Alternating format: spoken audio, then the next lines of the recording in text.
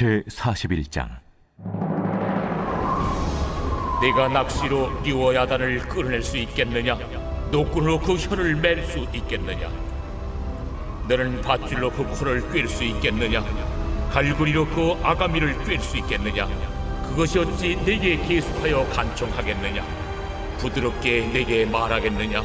어찌 그것이 너와 계약을 맺고 너를 영원히 속으로 삼게 어찌 그것을 새를 가지고 놀듯 하겠으며 네 여종들을 위하여 그것을 내어두겠느냐? 어찌 장사꾼들이 그것을 넣고 거래하겠으며 상인들이 그것을 나누어 가지겠느냐? 내가 능히 많은 창으로 그 가죽을 찌르거나 작사를 그 머리에 꽂을 수 있겠느냐? 내 손을 그것에게 얹어보라. 다시는 싸울 생각을 못하리라. 참으로 잡으려는 그의 희망은 헛된 것이니라. 그것의 모습을 보기만 해도 그는 기가 꺾이리라. 아무도 그것을 격동시킬 만큼 담대하지 못하거든 누가 내게 감히 대항할 수 있겠느냐? 누가 먼저 내게 주고 나로 하여금 갚게 하겠느냐? 온 천하에 있는 것이 다 내 것이니라. 내가 그것의 지체와 그것의 큰 용맹과 늠름한 체구에 대하여 잠잠하지 아니하리라. 누가 그것의 겉가죽을 벗기겠으며 그것에게 겹재가를 물릴 수 있겠느냐? 누가 그것의 턱을 벌릴 수 있겠느냐? 그의 둥근 이틀은 쉼이 두렵구나. 그의 질비한 비늘은 그의 자랑이로다. 튼튼하게 봉인하듯이 닫혀있구나. 그것들이 서로 달라붙어 있어 바람이 그 사이로 지나가지 못하는구나. 서로 이어져 붙었으니 능히 나눌 수도 없구나. 그것이 재채기를 한즉 빛을 발하고 그것의 눈은 새벽의 눈꺼풀빛 같으며 그것의 입에서는 횃불이 나오고 불꽃이 튀어나오며 그것의 콧구멍에서는 연기가 나오니 마치 갈대를 태울 때 솥이 끓는 것과 같구나. 그의 입김은 촛불을 지피며 그의 입은 불길을 뿜는구나. 그것의 힘은 그의 목덜미에 있으니 그 앞에서는 절망만 감돌 뿐이구나. 그것의 살껍질은 서로 밀착되어 탄탄하며 움직이지 않는구나. 그것의 가슴은 돌처럼 튼튼하며 맷돌 아랫짝같이 튼튼하구나. 그것이 일어나면 용사라도 두려워하며 달아나리라. 칼이 그에게 꽂혀도 소용이 없고 창이나 투창이나 화살촉도 꽂히지 못하는구나. 그것이 쇠를 지푸라기같이 놋을 썩은 나무같이 여기니 화살이라도 그것을 물리치지 못하겠고 물맷돌도 그것에게는 겨같이 되는구나. 그것은 몽둥이도 지푸라기같이 여기고 창이 날아오는 소리를 우습게 여기며 그것의 아래쪽에는 날카로운 토기 조각 같은 것이 달려있고 그것이 지나갈 때는 진흙바닥에 도리깨로 친 자국을 남기는구나. 깊은 물을 솥에 물이 끓음 같게 하며 바다를 지름병같이 다루는도다. 그것의 뒤에서 빛나는 물줄기가 나오니 그는 깊은 바다를 백발로 만드는구나. 세상에는 그것과 비할 것이 없으니 그것은 두려움이 없는 것으로 지음받았구나. 그것은 모든 높은 자를 내려다보며 모든 교만한 자들에게 군림하는 왕이니라.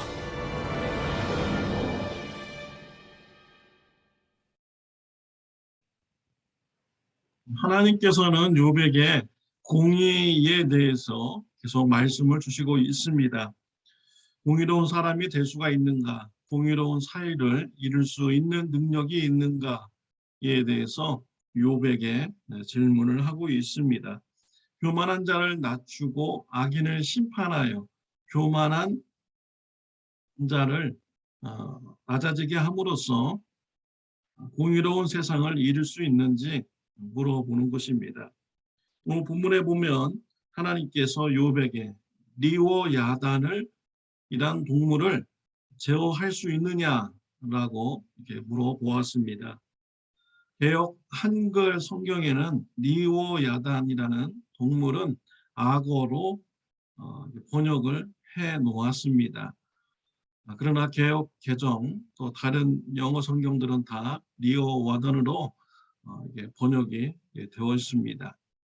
리워야단, 악어로 우리가 생각을 하면서 오늘 본문을 듣고 읽으면은 이해가 더 잘 됩니다. 세상에 있는 이런 동물 중에서 뭐가 가장 비슷할까라고 생각하다가 악어로 번역을 한 것입니다. 이 세상에서 악어를 보십시오. 악어는 매우 강한 동물입니다. 약점이 없는 이런 동물이죠. 악어의 얼굴을 보면 정말로 무서운 얼굴입니다. 또 악어의 피부는 매우 강한 껍질로 둘러싸여 있습니다. 그래서 동물들의 약점은 목, 심장, 배 이런 부위가 약한 부분인데 이런 것이 다 강한 껍질로 둘러싸여 있기 때문에 약점을 찾을 수 없는 이런 동물이죠. 그래서 어떠한 맹수라도 쉽게 이 악어를 제어할 수가 없는 것입니다. 하나님께서는 이런 리오야단, 악어와 같은 것을 제어할 수 있느냐? 욥에게 질문했습니다. 왜 이런 동물을 하나님께서 말씀하셨을까요? 34절에 나옵니다. 그것은 모든 높은 자를 내려다보며 모든 교만한 자들에게 군림하는 왕이니라. 동물 중에서 힘이 세다는 이런 맹수들, 그런 맹수들 위에 군림하는 이 왕이 바로 악어라는 것이죠. 리오야단이라는 이런 동물이라는 것입니다. 그러니까 교만한 동물들 중에서 가장 교만한 동물이다라는 것입니다. 이런 교만한 이런 동물을 욥이 제어할 수 있느냐? 그래서 공의를 이룰 수가 있느냐라고 물어보는 것입니다.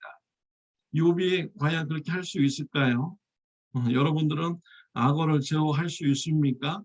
악어의 힘을 제어하고 또 악어를 옆에 두고 애완동물처럼 가지고 놀고 또 자녀들에게도 악어를 가지고 놀게 할 수 있는 그런 능력이 여러분들에게 있는지요?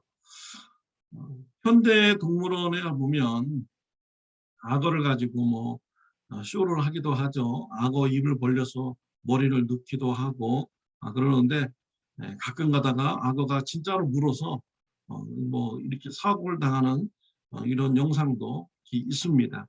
악어가 그만큼 위험하다는 것이 길들이기도 힘듭니다. 사람으로서는 이 교만한 이런 동물을 제어하기가 힘들죠. 불가능할 수도 있습니다. 근데 하나님께서는 모든 만물을 창조하시고 이런 악어와 같은 교만한 리어와단도 하나님께서 다 통제하고 계시고 가지고 놀 수 있는 이런 하나님의 능력이라는 것이죠. 그래서 우리 사람이요 하나님 앞에서 공의를 얘기할 수가 없어요. 교만한 자를 낮추면서 또 악인을 심판하면서 공의를 이룰 수 있는 이런 능력이 우리에게 없기 때문에 하나님 앞에서 우리가 감히 하나님의 공의에 대해서 우리가 말할 자격이 없는 것입니다. 저는 하나님의 공의에 대해서 묵상을 해보았습니다. 하나님께서 나에게 과연 공의롭게 대하시는가? 지금까지 하나님이 나를 공의롭게 대하셨는가? 라는 이런 질문을 생각을 해보았습니다. 여러분들도 한번 생각해 보시기 바랍니다. 하나님께서 여러분들을 지금까지 공의롭게 대하셨는지 한번 돌아보시기를 바랍니다. 저는 하나님께서 저를 공의롭게 대하지 않은 것에 대해서 너무나도 감사합니다. 하나님께서 저에게 공의롭게 대하였다면 제가 어떻게 되었을까요? 제가 어떻게 되었을까요? 살았을까요? 죽었을까요? 작은 죄든 큰 죄든 그 죄의 대가는 생명입니다. 피가 있어야 되는 것이죠. 작은 죄라도 지었다 하면은 우리는 피로써 그 죄값을 치러야 되는 것입니다.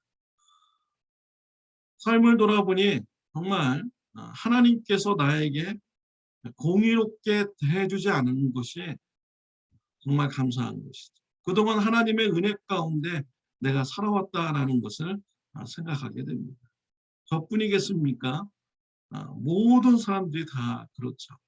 하나님이 정말 모든 악에는 공의롭게 다 심판하시고 또 의에 대해서 축복을 해 주신다고 하면 이 세상에 살아남을 자가 몇 명이나 있겠습니까? 한 사람도 없는 것입니다. 그럼에도 불구하고 우리가 생명을 유지하게 된 것은 하나님의 은혜 때문에 우리가 지금 살아있게 된 것이죠. 우리는 정말 삶 가운데서 어려움이 있다고 할 때 하나님 앞에서 왜 나를 공의롭게 대하지 못합니까? 라고 이렇게 말할 수 있는 이런 존재가 아닌 것입니다. 오히려 하나님께서 나에게 공의롭게 대하는 것이 더 두려운 우리의 현실인 것이죠. 하나님의 은혜에 대해서 감사하시는 저와 여러분들이 되시기를 바랍니다. 기도드리겠습니다. 하나님 아버지 감사합니다. 은혜로 지금까지 생명을 허락하여 주심을 하나님 감사합니다. 하나님께서 우리에게 죄가 있음에도 불구하고 모든 죄를 은혜로 덮어주시고 또 기다려주심을 하나님 아버지 감사합니다. 이런 하나님의 은혜 기억하며 더욱더 하나님이 기뻐하는 성화의 삶을 살아갈 수 있도록 은혜 베풀어 주옵소서. 예수님의 이름으로 기도드렸습니다. 아멘. 좋은 하루 되시기를 바랍니다.